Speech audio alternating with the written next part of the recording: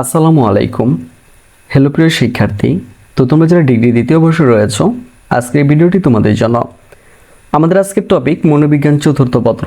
তো যাদের এই টপিকটি রয়েছে প্রথম থেকে শেষ পর্যন্ত দেখতে থাকো। তো চলো শুরু করা যাক আমাদের আজকের ভিডিওটি। তো আমি তোমাদেরকে ক বিভাগ থেকে কিছু প্রশ্ন দেখিয়ে দিচ্ছি। আমাদের প্রথম প্রশ্ন, ডিসেন্ট অফ ম্যান গ্রন্থটি কার লেখা? উত্তরটা হচ্ছে ডিসেন্ট অফ ম্যান গ্রন্থটি চার্লস ডারউইনের লেখা। আমাদের 2 নম্বর প্রশ্ন, দি রিপাবলিক গ্রন্থটির রচয়িতাকে? মনে রাখতে হবে দি রিপাবলিক গ্রন্থটির রচয়িতা প্লেটো। এরপর দেখো, সমাজ মনোবিজ্ঞানের আধুনিক পর্যায়ে সূত্রপাত হয় কত সালে? উত্তরটা হচ্ছে সমাজ মনোবিজ্ঞানের আধুনিক পর্যায়ে সূত্রপাত হয় 1924 সালে। আমাদের 4 নম্বর প্রশ্ন, সমাজ মনোবিজ্ঞানের ব্যবহৃত নিজস্ব পদ্ধতি কি? মনে রাখতে হবে সমাজ মনোবিজ্ঞানে ব্যবহৃত নিজস্ব পদ্ধতি হচ্ছে পর্যবেক্ষণ পদ্ধতি। আমাদের 5 নম্বর প্রশ্ন, সমাজ মনোবিজ্ঞানী গবেষণায় ব্যবহৃত দুটি পদ্ধতির নাম লিখতে হবে। তো সমাজ মনোবিজ্ঞানী গবেষণায় ব্যবহৃত দুটি পদ্ধতির নাম হচ্ছে নিয়ন্ত্রণ পদ্ধতি ও পরীক্ষণ পদ্ধতি। এরপর দেখো, ইন্ট্রোডাকশন টু সোশ্যাল ফিলোসফি বা সাইকোলজি গ্রন্থটির রচয়িতাকে? ওকে, তো ইন্ট্রোডাকশন টু সোশ্যাল সাইকোলজি গ্রন্থটির রচয়িতা H.C. ল্যান্ডগ্রেন। এরপর দেখো, সামাজিকীকরণের একটি প্রক্রিয়ার নাম লিখতে হবে। তো সামাজিকীকরণের একটি প্রক্রিয়ার নাম হচ্ছে অনুকরণ। আমাদের 8 নম্বর প্রশ্ন, সামাজিকীকরণ কী ধরনের প্রক্রিয়া? মনে রাখতে হবে সামাজিকীকরণ একটি জীবনব্যাপী চলমান প্রক্রিয়া। সামাজিকীকরণের প্রধান মাধ্যম কোনটি? মনে রাখতে হবে সামাজিকীকরণের প্রধান মাধ্যম হচ্ছে পরিবার, শিক্ষা প্রতিষ্ঠান, ধর্মীয় আদর্শ, সাথী ও খেলার মাঠ। আমাদের 10 নম্বর প্রশ্ন, সামাজিক শিক্ষণ প্রক্রিয়াকে এক কথায় কি বলা হয়? মনে রাখতে হবে সামাজিক শিক্ষণ প্রক্রিয়াকে এক কথায় সামাজিকীকরণ বলা হয়। আমাদের 11 নম্বর প্রশ্ন, মনোভাবের 3টি প্রধান উপাদান উল্লেখ করতে হবে। তো মনোভাবের 3টি প্রধান উপাদান হচ্ছে জ্ঞান, অনুভূতি ও কর্ম। আমাদের 12 নম্বর প্রশ্ন, মনোভাব গঠনের 2টি উপাদানের নাম লিখো। তো মনোভাব গঠনের 2টি উপাদানের নাম হচ্ছে নাম, পরিবার ও তথ্যগত।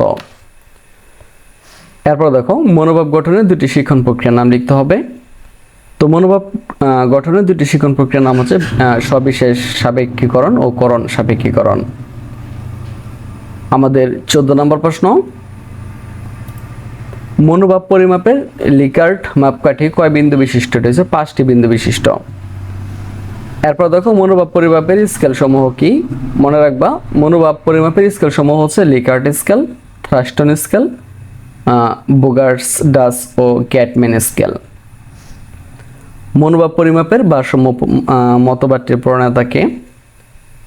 উত্তরটা হচ্ছে মনোভাব পরিমাপের ভারসাম্য মতবাদটির প্রণেতা হচ্ছে মনোবিজ্ঞানী হাইডার। আমাদের 17 নম্বর প্রশ্ন, মনোভাব পরিবর্তনের অবহিতিমূলক সামঞ্জস্যহীনতা মতবাদটির প্রতিষ্ঠাতাকে? মনোভাব পরিবর্তনের অবহিতিমূলক বা সামঞ্জস্যহীনতা মতবাদটির প্রতিষ্ঠাতা ফ্রেন্টিগর। এরপর দেখো, বাচনিক যোগাযোগের মাধ্যম কোনটি? মনে রাখতে হবে বাচনিক যোগাযোগের প্রধান মাধ্যম হচ্ছে বক্তৃতা, সভা ইত্যাদি। যোগাযোগ প্রক্রিয়ার ধাপসমূহ লিখো। উত্তরটা হচ্ছে যোগাযোগ প্রক্রিয়ার ধাপসমূহ হচ্ছে তথ্যের উৎস, তথ্য লিপিবদ্ধকরণ, তথ্য প্রেরণের মাধ্যম, তথ্য গ্রহণ, গন্তব্যস্থল ইত্যাদি। আমাদের 20 নম্বর প্রশ্ন, প্রধান অবাচনিক সংকেতগুলোর মধ্যে থেকে যে কোনো 4টি নাম লিখো। এটা হচ্ছে দৈহিক সম্পর্ক, ইশারা, মাথা নাড়ানো এবং নৈকট্য। এরপর দেখো, যোগাযোগের প্রধান মাধ্যম কি? তোমরা খুব ভালো করে জানো যে যোগাযোগের প্রধান মাধ্যম হচ্ছে ভাষা। নেতৃত্বের প্রধান বৈশিষ্ট্য কোনটি? মনে রাখতে হবে নেতৃত্বের প্রধান বৈশিষ্ট্য হচ্ছে অনুগামীদের উপর সরব উপস্থিতি। নেতৃত্বের উপাদান কয়টি ও কি কি? মনে রাখতে হবে নেতৃত্বের উপাদান হচ্ছে 3টি: নেতা, অনুগামী ও পরিস্থিতি। পৃথিবীতে কোন ধরনের নেতৃত্ব সর্বাধিক সমাদৃত? মনে রাখবা পৃথিবীতে সম্মোহনী নেতৃত্ব সর্বাধিক সমাদৃত। এরপর দেখো, আমাদের 25 নম্বর প্রশ্ন, প্রতীকধর্মী নেতার একটি উদাহরণ দাও। তো প্রতীকধর্মী নেতার একটি উদাহরণ হচ্ছে ইংল্যান্ডের রানী। আমলাতাত্ত্বিক নেতার একটি উদাহরণ দিতে হবে। তো আমলাতাত্ত্বিক নেতার একটি উদাহরণ হচ্ছে সচিব। কোন প্রকার নেতা দলের সদস্যদের ভোটে নির্বাচিত হন? এটা হচ্ছে কেন্দ্রীয় নেতা। জনতা কি? জনতা হচ্ছে হঠাৎ করে সংগঠিত বিশেষ কোনো ঘটনা বা বিষয়কে কেন্দ্র করে এটা হবে অসংবদ্ধ কিছু লোকের স্বতঃস্ফূর্ত সমাবেশ, যাদের সবার মনোযোগ একটি সাধারণ বিষয়ের প্রতি আকৃষ্ট থাকে। জনমত সৃষ্টির পর্যায় কয়টি? রয়েছে 4টি। রোমারের মতো জনতা কয় প্রকার? রয়েছে 4 প্রকার।